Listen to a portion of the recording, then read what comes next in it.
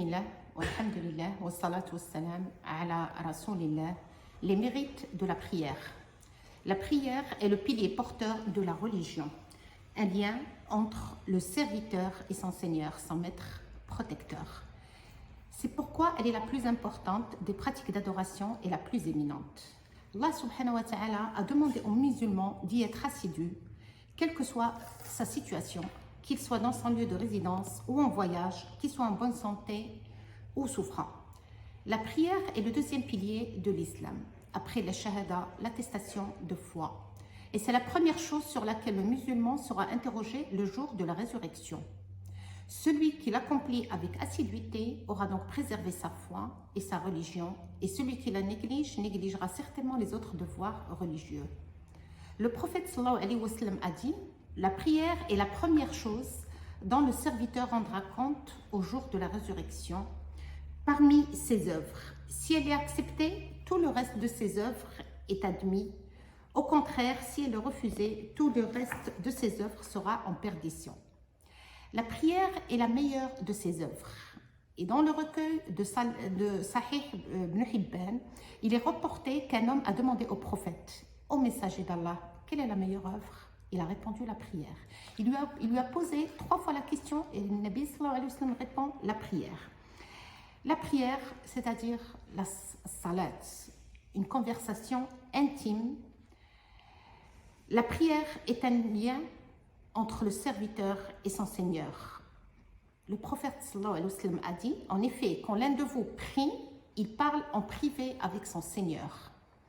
Et Allah subhanahu wa ta'ala a dit dans un hadith qudsi: j'ai partagé la prière en 2 parts, l'une pour moi, l'autre pour mon serviteur.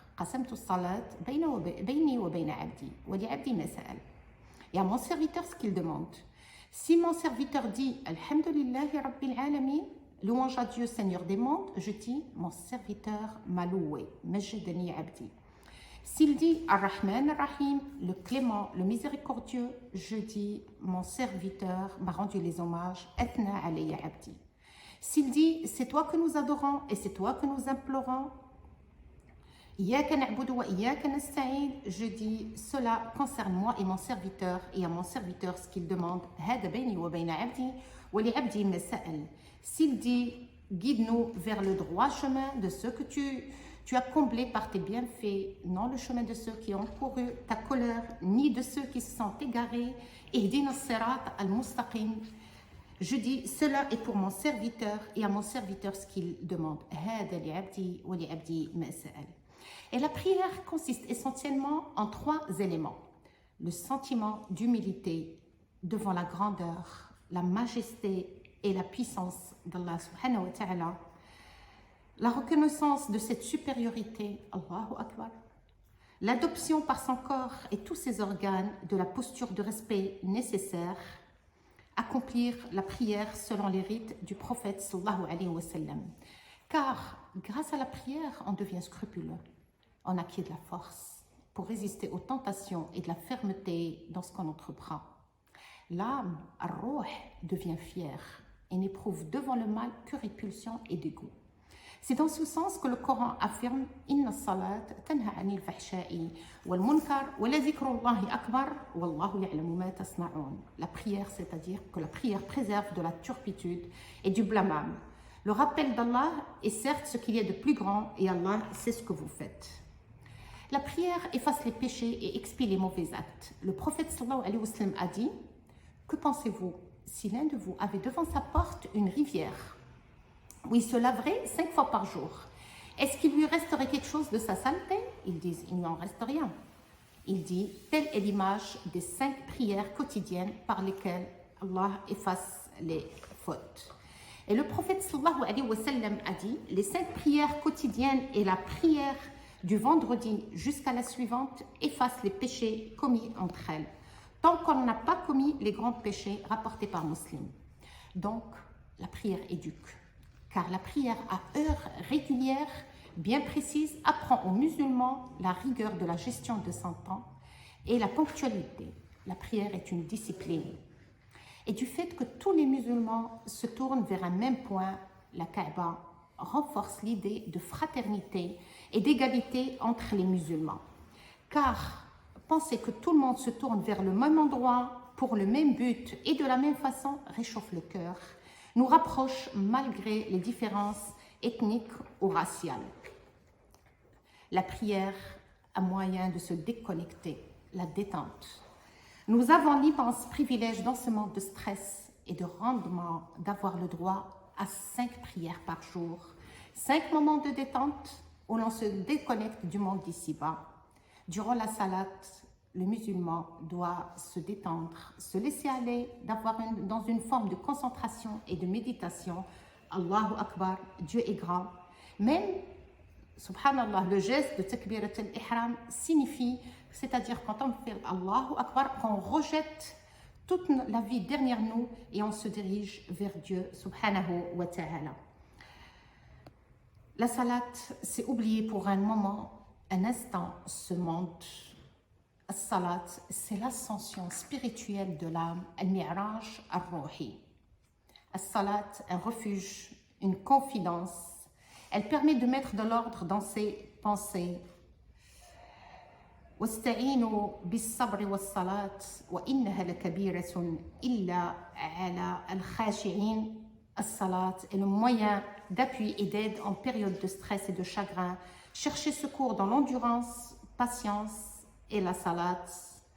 Certes, la salat est une lourde obligation, sauf pour les humbles. Le prophète sallallahu alayhi wa sallam a dit, la prière est une lumière. Celui qui la préserve, elle lui sera une lumière, une preuve, une sécurité. Le jour de la résurrection, et celui qui ne la préserve pas, elle ne lui sera ni lumière, ni preuve, ni sécurité. Et le jour de la résurrection, il sera en compagnie de Pharaon, Hammam et Ubay ibn Khalaf. La prière est la joie et le plaisir des âmes, des croyants. Comme a dit le prophète sallallahu alayhi wa sallam, j'ai fait la prunelle de mes yeux dans la prière. Ju'ilat qurrata ayni fi salat. Et le mois de Ramadan est une bonne occasion pour que nous puissions apprendre à prier, à renouer la relation avec Dieu subhanahu wa ta'ala et surtout à prier la nuit et ainsi continuer ces pratiques pendant les autres mois. Et la prière nocturne, Qiyam al-Layl, est l'un des moteurs qui renouvelle la foi. Allah subhanahu wa ta'ala a dit Inna nashi'at al-layl hiya ashaddu wat'an wa aqwamu qila. La prière pendant la nuit est la plus efficace et plus propice pour la récitation. La nuit occupe une place particulière dans la journée de l'adorateur. D'après le compagnon Abu Huraira radiallahu anhu a dit, Allah subhanahu wa ta'ala descend chaque nuit au ciel le plus proche vers le dernier tiers de la nuit et dit, qui m'invoque pour que je l'exauce, qui me demande pour que je lui donne, qui implore mon pardon pour que je lui pardonne. Et cela se passe chaque nuit. Car la nuit, et plus particulièrement son dernier tiers, est donc un moment de rapprochement, un moment d'intimité avec son Créateur. D'un autre côté, le prophète sallallahu alayhi wa sallam nous informe que la meilleure prière à faire après celle prescrite, al-farida, est la prière effectuée au milieu de la nuit. En outre, toute prière trouve en son sein le moyen où l'on est le plus proche de Dieu, le moment où vous êtes le plus près de votre Seigneur. Et quand vous êtes en prosternation, augmentez-y donc les invocations, nous dit le prophète. Que dire alors du meilleur moment, la prosternation, dans la meilleure prière, la prière nocturne, faite dans la meilleure période, le dernier un tiers de la nuit. Et celui qui prie la nuit et celui qui ne prie pas ne sont pas égaux. Allah subhanahu wa ta'ala a dit أَمَنْ هُوَ قَانِتٌ أَنَاءَ اللَّيْلِ سَاجِدًا وَقَائِمًا يَحْذَرُ الْآخِرَةَ وَيَرْجُو رَحْمَةَ رَبِّهِ قُلْ هَلْ يَسْتَوِي الَّذِينَ يَعْلَمُونَ وَالَّذِينَ لَا يَعْلَمُونَ إِنَّمَا يَتَذَكَّرُ أُولُو الْأَلْبَابِ. Est-ce que celui qui, aux heures de la nuit, reste en dévotion, prosterné et debout, prenant garde à l'au-delà, en espérant la miséricorde de son Seigneur, dit, sont-ils égaux? Ceux qui savent et ceux qui ne savent pas, seuls les doués d'intelligence se rappellent.